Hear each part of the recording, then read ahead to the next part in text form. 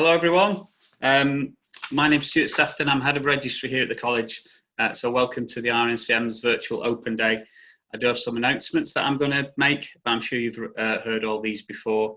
So it's just to let you know that all our participatory sessions relating to open day are going to be recorded and uploaded to the web, just for archive purposes and to make sure we have the best practice for future recruitment events. By joining this session, you give consent for the RNCM to record and store your participation.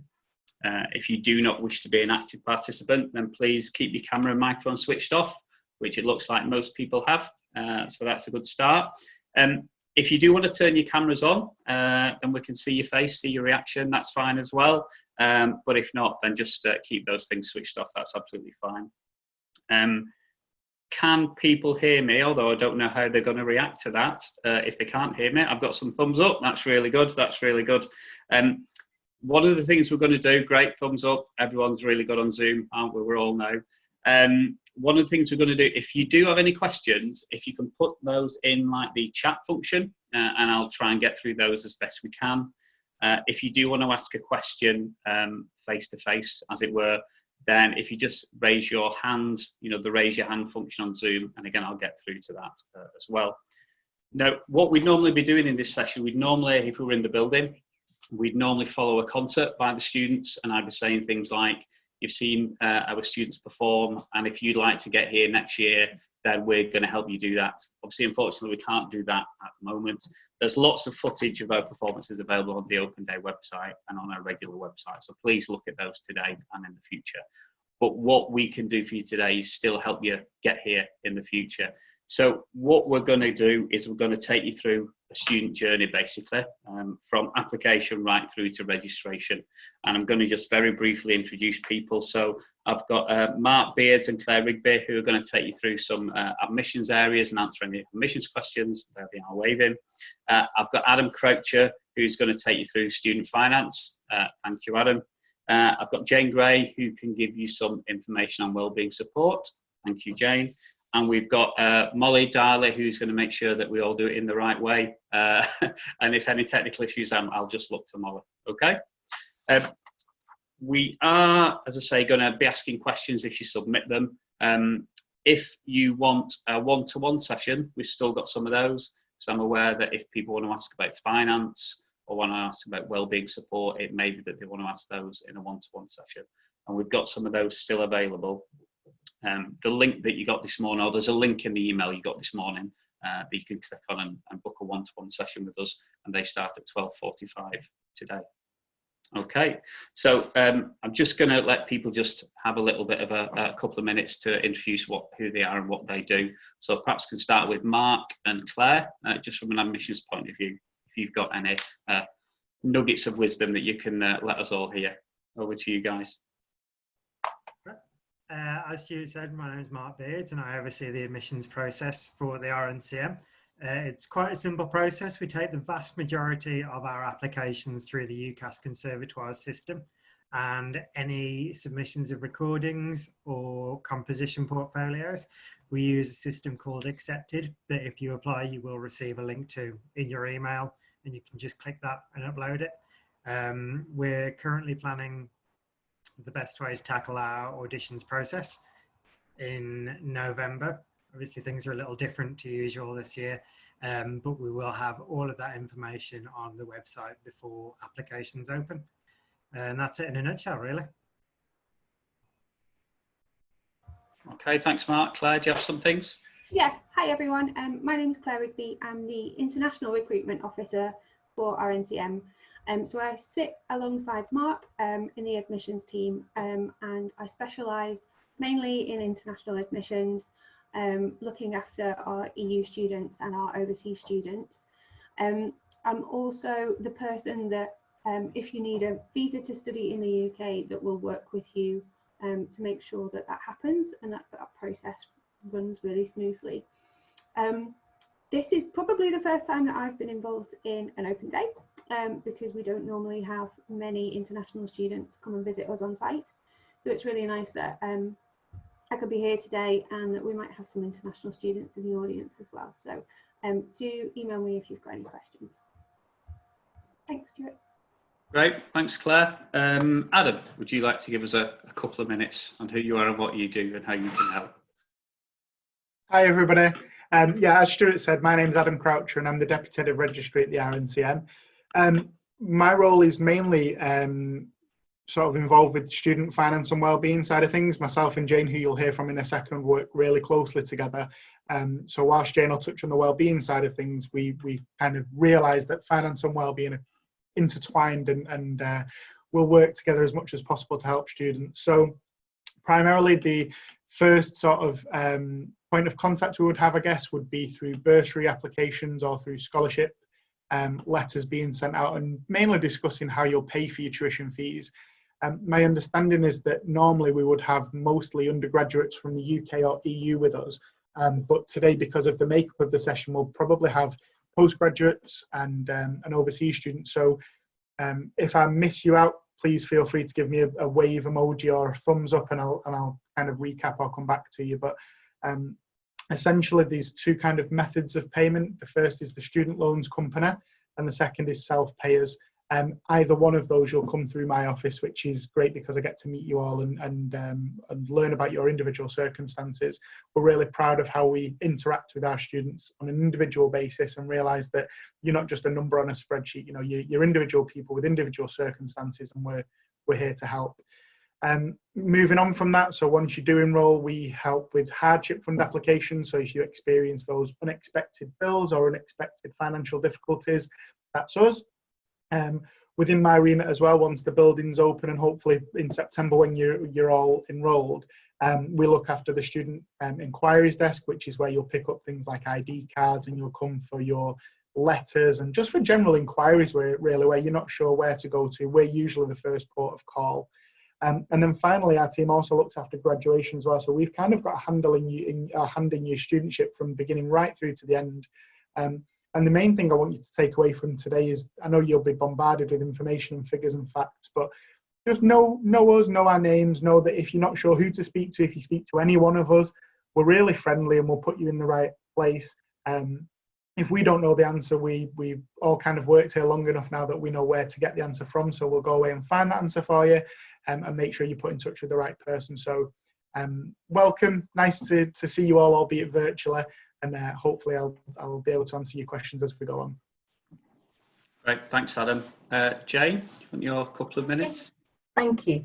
Hi everybody. So I'm Jane Gray. I deal with the wellbeing, and so that is quite obviously a broad area. So just to break it down with some of the things that I deal with, a lot of it will be about support for students that you may have a disability or a condition that can affect your study. And that's whether you're coming in, so this is any questions that you have about what we provide with support and what you can access as well externally to help with that. But also once you're here as well, anything can happen with things like injuries and affecting mental health, those of you that are away from home for the first time and things like that. So you may need support. The type of support that we've got 3 in-house counsellors. I mean, they've been working really, really well at this time as well, working virtually and one-to-one with students in Zoom like we're doing right now. Also, the physio as well has been able to provide that support for students as well.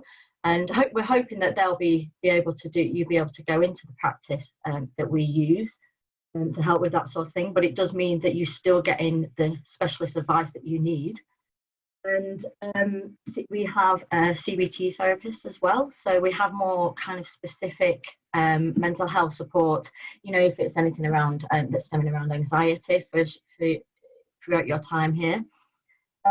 We've also linked with a mental health student and university hub, which is the first of its kind, and it's here in Manchester.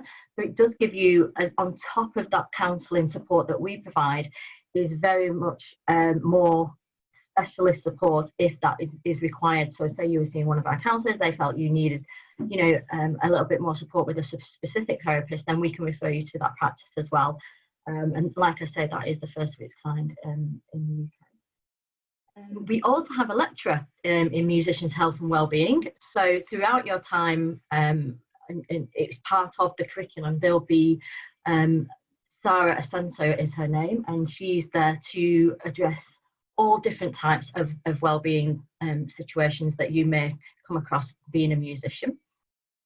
And also with anybody that has a disability or condition, a long-term one, if you're a UK student, there are funds that you can apply for, like Disabled Students Allowance.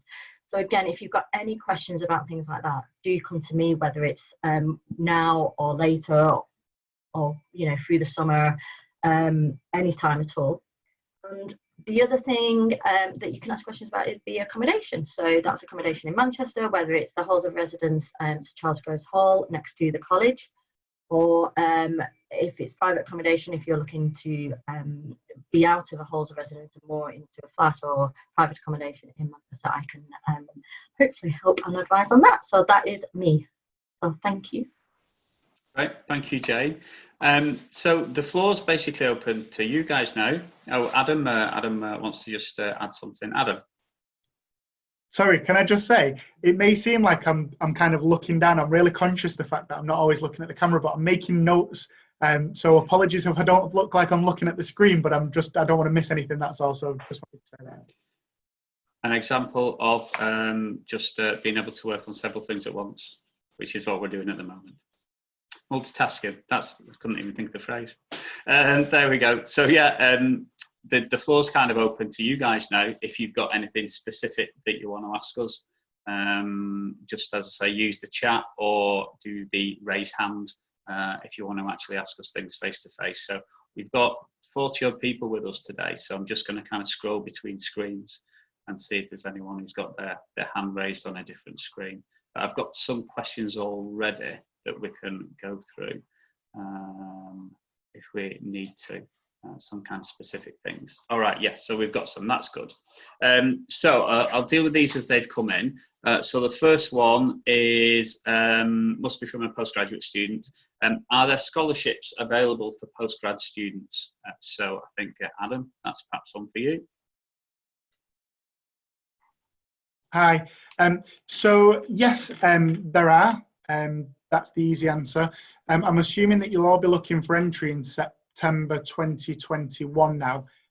So what happens is the process for postgraduate students is that during the audition process, and this is the audition for entry process, all students will be auditioned not only for entry but also for scholarship funding as well.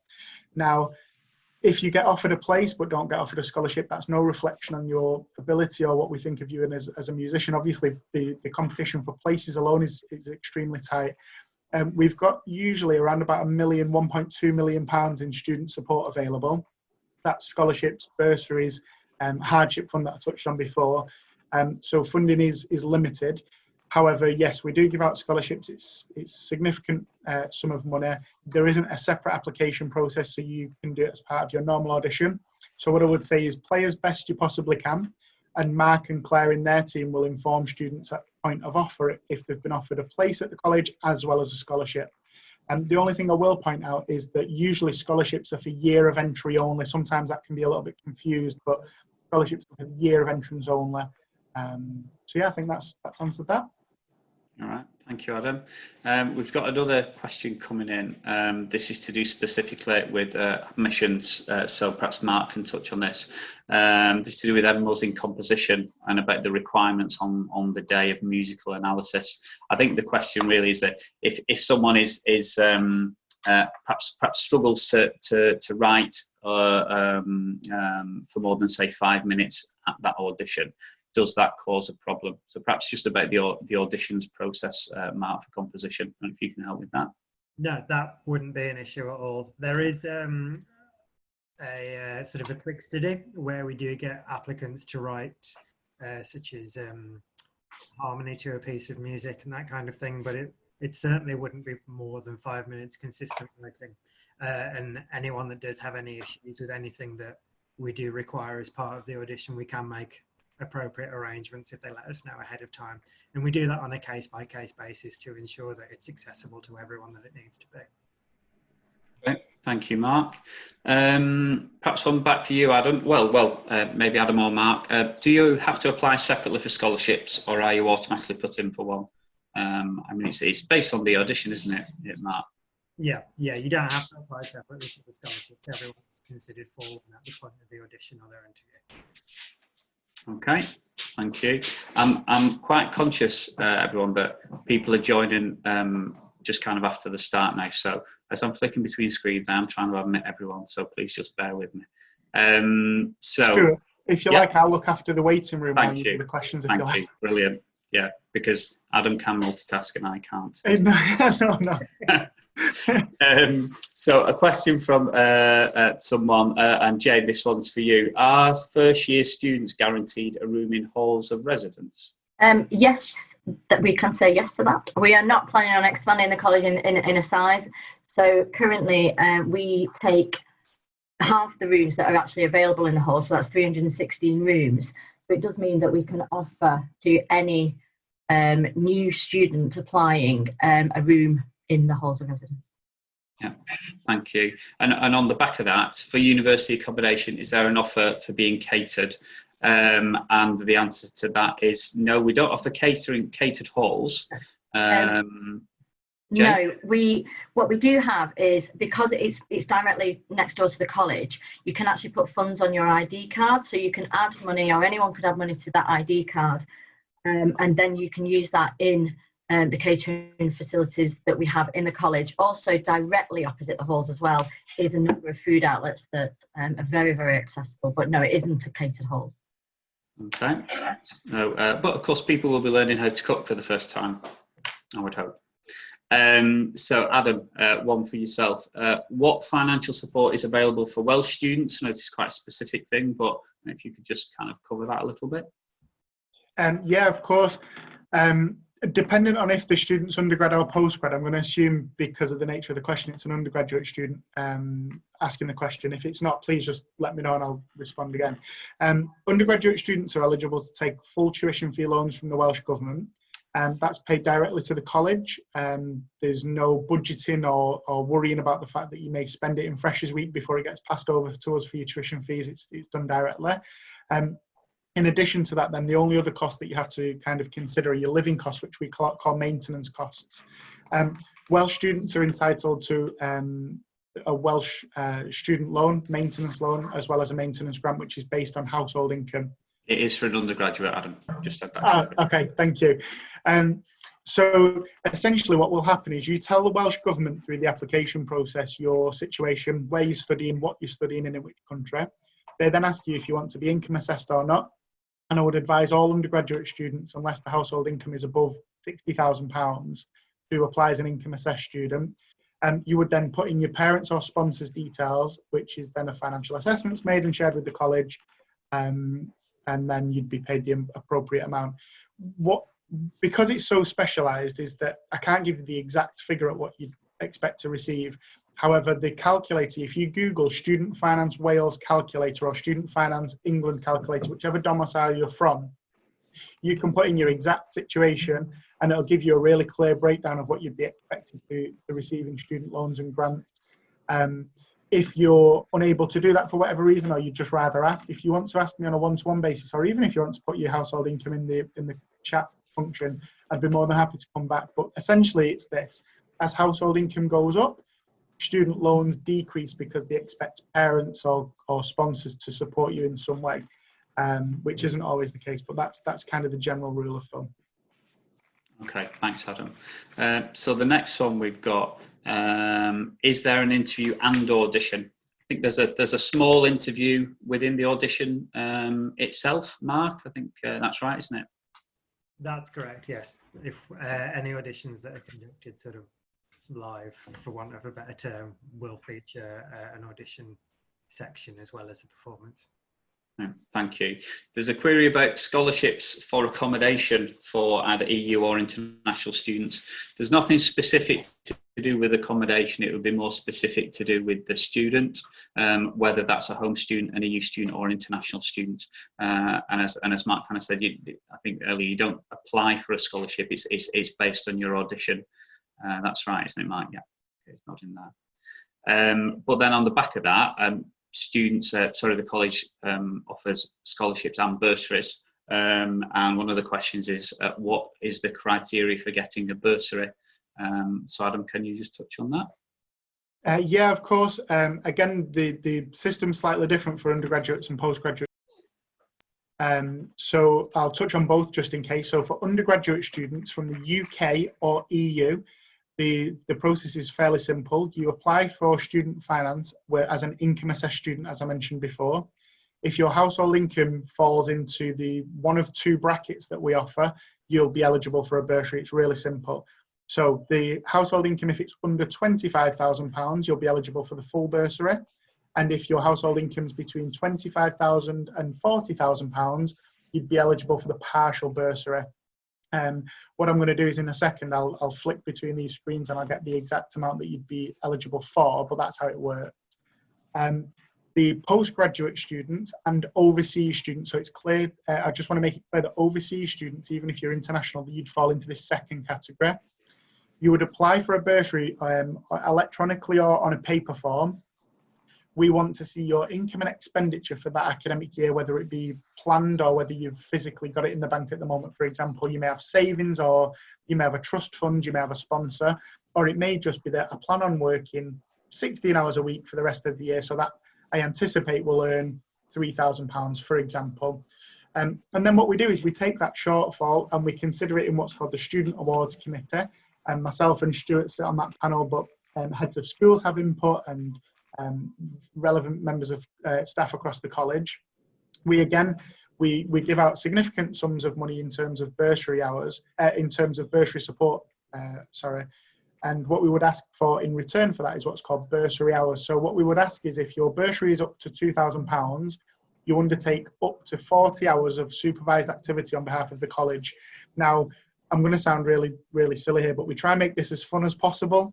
This sounds really cringy, but what we don't want you doing is sitting stuffing envelopes for 40 hours or sitting at a desk typing for 40 hours. We can include ensemble work, and we can include like accompanist work and collaborative work. So we try and make it as relevant and fun as possible. And you can work with your head of school and other partners across the college for that. I think I've answered both of those. So if I flick to my other screen now, I'll get the, just to say that bursaries for postgraduate and overseas students, there is no threshold. So one student with the same household income as another may get a different bursary. And that's because bursaries are awarded on need. And it's not only the college need in terms of finance, but it's also the college need in terms of ecology. So for example, if we have no double bassists in the building and we need a double bassist for an orchestra, and I'm not a musician here, so I'll probably get this wrong, but we may need to offer those as a larger bursary than somebody who plays an instrument that we have lots of in the building or is a vocal type. Right, thanks, Adam. We've got a lot of questions coming in now. So Mark, we've got one around the joint course. How many times do you audition, and do you have to submit 2 personal statements? No, there's only the one application that will come directly to us through UCAS conservatoires. So you don't apply to the university through the standard UCAS system for the joint course. So we'll only need the one personal statement.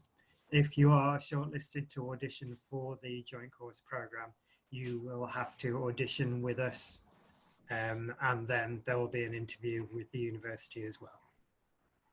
Thank you, Mark. And then just perhaps briefly, someone's asked about what we are looking for in a personal statement. A lot of it's to do with your background, where your interests lie in music, what you're looking to get out of your degree studies, that kind of thing. It's really just an overview of who you are and what your interests are and what you've done musically up until that point. Great, thank you. So a couple coming through for you, Jane. Does the Conservatoire offer Alexander technique lessons? I know this has been mentioned a couple of times. I mean, basically the answer to that is yes, but how do people get that? Well, I've been going through some of those, so I'll just kind of deal with my areas there. Now, yes, so we have 3 Alexander technique tutors. Now, if you just want to see them because you like to do Alexander technique and that practice, then the cost is £12 per session. It is actually £24, but the college pay half, so it's 50% from the college, and then you pay the other. Now, if you have a specific condition, like a physical condition that Alexander's technique would benefit you having, then you could apply through me for a bursary to fund those sessions as well. So there's that. You usually sign up for around 10 sessions, if you usually say, but you can be ongoing if needs be. The counselling they've also mentioned as well. So we have 3 in-house counsellors. They are funded by the college. So what you do, you just contact them directly. You don't have to go through anybody else, and you just set up the sessions with whichever one that you prefer to go with, or whoever's got the availability. And that can be ongoing as well. There's no, it's not 6 sessions and then that's it. It literally is ongoing. You can dip in, dip out as much as you want to with that, as and when you need throughout your time here. Another question that was asked was about the halls of residence and costs of Manchester, living in Manchester. So the halls for this year, we won't have the prices for 21 as yet, is £165 per week, and that's for a cluster flat. So it's a cluster, you'd be 4 of you in a shared flat, which would be a shared kitchen, but you'd have your individual bathrooms in each room, and that is for 42 weeks. So that takes you from the start of term right to the end of the summer term. Just to give you kind of of how it was £162.50 for this year. So it has gone up a little bit. So it's just kind of like, so you might know the increase on that. If you're on that £165 per week, you get well, it's all the security. You get in-house cleaner as well once a week. There's the on-site facilities, obviously, like the washing and security. The what was I thinking? Oh, so we have senior residents there that will organise events for you, to get you all kind of integrated as well. There's the common rooms. There's practice. You can practice from 9 a.m. till 9 p.m., which is obviously a big thing. And it's right next door to the college as well. And there's the internet access there as well. What else have we got? Oh, the on-site management. They've got people that obviously, that if you've got any issues in your room, there's people there that can that are there to fix it. On-site laundry, and there's guest flats as well. If any of you have, say, a parent comes to stay, some of you might want to do that. The other thing about that, sorry, I'll just Manchester Student Homes as well. ManchesterStudentHomes.com is where we would recommend, if you were not in halls, to go. So on there you can have a look at all the prices. I can't really say what's the price of living in Manchester, because it depends whether you're in a flat or a house share or anything like that. The other thing was is support for students as well. Any student that declares a condition that affects their study, we will set them up with a learning plan, and within that learning plan it will detail exactly what support you will need. That might be extra time, it's seeing one of our we've got a learning support tutor. So if you need anything more specific, and just obviously at the time, that if you need anything more specific, just come to me and I'll obviously talk that through with you as well. Right. I'm just conscious that thank you. It's been really good because there's been lots of questions coming in, and I'm just going to kind of look to Molly. If there's questions that we've not managed to get through, do people need to resubmit them, or can we kind of answer? We can't answer them in this chat. Any questions that haven't been answered, if you want to send them via our online chat, which is Unibuddy, which can be found on the Open Day site. We also have a live chat stream as well running throughout the day. With a thread for general questions, so you could just put them in there and we'll get them answered during the day. Okay, that's great. It's come to 12:30 really quickly, which is really good, but I say, just unfortunate we've not been able to get through all the questions, but say, as Molly says, we're still here for the rest of the day, and of course we're not going away tomorrow. If people still have questions after today, the thing to do is as Molly says, to send them in via Unibuddy. If you've got questions after today, it's info@rncm.ac.uk. Yeah, you can send them to that, and one of us will get back to you. But that's flown, that half an hour. So thank you very much for your input. Thanks for the questions. We will answer any that come in after this, and across the day today, as we say. But I know you've got a packed programme for the rest of the day. and I know we have too. But I suppose the thing to just say is, yeah, thanks for your interest. If you do have any questions, you know where we are, and we shall hopefully see you in the future. Okay, thanks everyone. Bye bye. Thank you.